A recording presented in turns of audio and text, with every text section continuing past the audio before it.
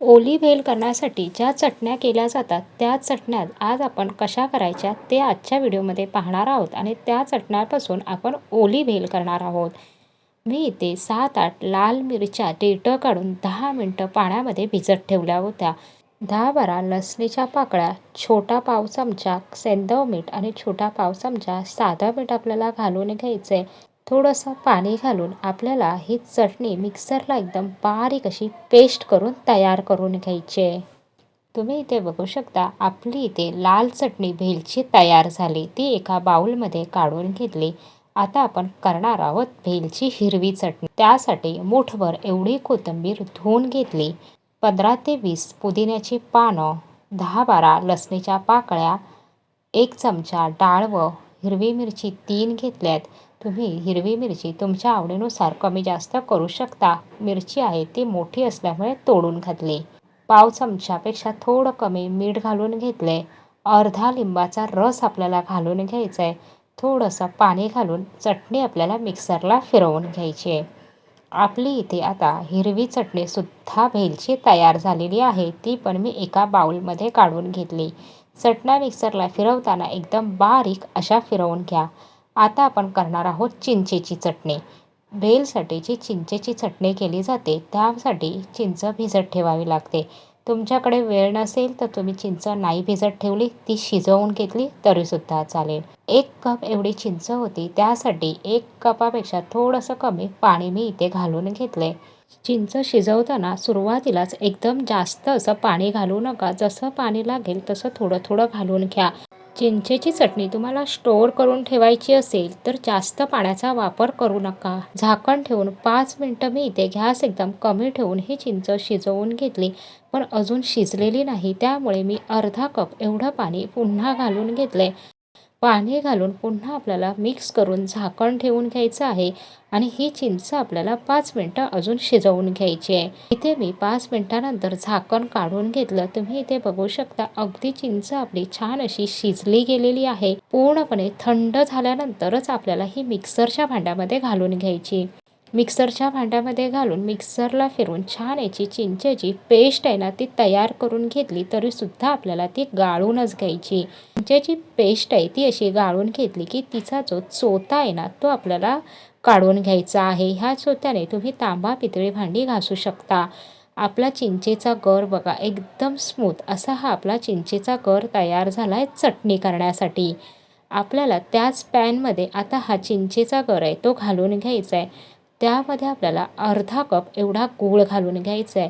तुम्ही जर खजूर घालणार असाल तर जेव्हा तुम्ही चिंच मिक्सरला फिरवली त्यासोबत तुम्ही ओला खजूर घालून मिक्सरला फिरवू शकता. इथे आपला गूळ पूर्णपणे चटणीमध्ये वितळल्यानंतर आपल्याला ह्यामध्ये घालायचं आहे पाव कप एवढी साखर. गूळ घातलेला आहे तरीसुद्धा आपण साखर घालायचीच आहे. पण जर तुम्ही खजूर घालणार असेल तर साखर मात्र घालू नका. साखर आणि गूळ आपल्याला चटणीमध्ये पूर्णपणे तो वितळला गेला पाहिजे. इथे आता साखर गूळ वितळल्यानंतर आपल्याला ह्यामध्ये मसाले घालायचे.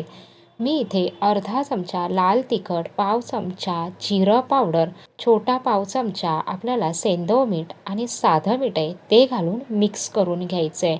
आपल्याला हे मसाला घातल्यानंतर गॅस कमी ठेवून फक्त एकच वाफ आपल्याला इथे काढायची आहे. एक वाफ काढल्यानंतर आपल्याला ही चटणी जशी गाडीवर मिळते अगदी त्याच चवीची तयार करायची. चिंचेची चटणी आहे तरीसुद्धा आपल्याला ह्यामध्ये छोटा पाव चमचा एवढा चाट मसाला घालायचा आहे. चाट मसाला आपल्याला शेवटीच घालायचा आहे. मिक्स करून फक्त एक वाफ काढल्यानंतर आपल्याला गॅस बंद करून घ्यायचा आहे. चटणी तुम्ही इथे बघू शकता इतपत अशी आता सुरुवातीला ती दाटसर आहे, पण थंड झाल्यानंतर ही अजूनच दाटसर अशी तयार होते. चाट मसाला घालून मिक्स करून घेतला. गॅस आता मी इथे बंद करून घेतलेला आहे. आपण आता ही चटणी थंड करून घेऊया. थंड झाल्यानंतर तुम्ही बघाल तर चटणी आहे ती इतपत अशी दाटसर आहे. चमचा मी तुम्हाला उचलून वरती दाखवत आहे, पण ती चमच्यावरून खाली घसरत नाही. इतपतच आपल्याला ही दाटसर अशी तयार करायची आहे. थंड झाल्यानंतर फ्रीजमध्ये एखाद्या हवाबंद बरणीमध्ये भरून तुम्ही स्टोअर करून ठेवू शकता. अगदी 6 महिने ही छान टिकते. आता आपण करणार आहोत ओली भेल. ओली भेल करण्यासाठी तुम्हाला जेवढी भेल करायची आहे त्यानुसार तुम्ही मुरमुरे घ्या. मुरमुरे घेताना ते आधी सुरुवातीला तुम्ही चाळूनच घ्या. भेल तयार करताना तुम्ही असा मोठा टोपच घ्या. टोपामध्ये अगदी ती आपल्याला छान अशी मिक्स करता येते. मी इथे 2 चमचे शेंगदाणे, 2 चमचे एवढे चणे घालून घेतलेत. 2 चमचे मसाल्यावाली डाळ येते ना, चणा डाळ, ती घालून घ्यायची आहे. आपल्याला फरसाण घालून घ्यायचं आहे. तुम्हाला भेलमध्ये फरसाण जर आवडत नसल्यास नाही घातलं तरीसुद्धा चालेल. 2 चमचे एवढी शेव घालून घ्यायची आहे. आपण गाडीवर भेल करतो अगदी तशीच भेल तयार करत आहोत. त्यासाठी आपल्याला ह्यामध्ये 2-3 पुऱ्या अशा तोडून घालायच्या आहेत. म्हणजे भेल खाताना ह्या पुऱ्या दाताखाली आल्या की भेल अगदी गाडीवर खातो तशीच लागते.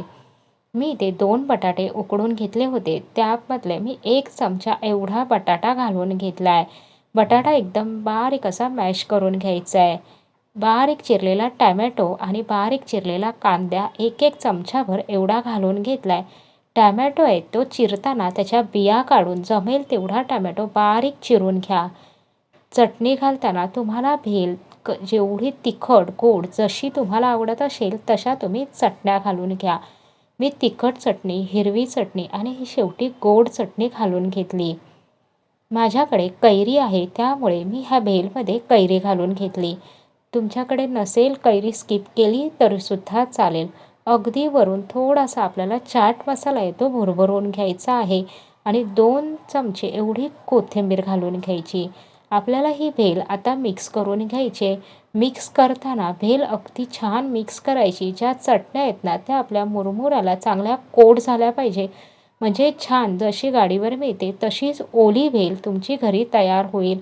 तुम्ही इथे बघू शकता अगदी परफेक्ट अशी जशी गाडीवर मिळते तशीच आपली चटपटीत त्याच चवीची ओली भेल घरच्या घरी आपण तयार केलेली आहे. भेल प्लेटमध्ये सर्व करताना ती प्लेटमध्ये काढल्यानंतर वरून पुन्हा आपल्याला थोडासा कांदा, टॅमॅटो, शेव, भेल तुम्ही तुमच्या आवडीनुसार सर्व करून घ्या. साईडनी तुम्हाला पुऱ्या ठेवून घ्यायच्या आहेत. म्हणजे आपली इथे अगदी परफेक्ट अशी ओली भेल आहे ना ती खाण्यासाठी तयार झाली. आजच्या व्हिडिओमध्ये आपण ओली भेलसाठी ज्या चटण्या बघितल्या आणि ओली भेल तयार केली त्यापासून. तुम्हाला जर ही रेसिपी आवडली असल्यास एक लाईक करायला विसरू नका. चॅनलला सबस्क्राईब केलात तर येणाऱ्या अशाच नवनवीन रेसिपी तुम्हाला पाहता येतील. भेटूया पुन्हा असेच नवीन रेसिपीसोबत नवीन व्हिडिओमध्ये. रेसिपी संपूर्ण पाहिल्याबद्दल तुमचे मनःपूर्वक धन्यवाद.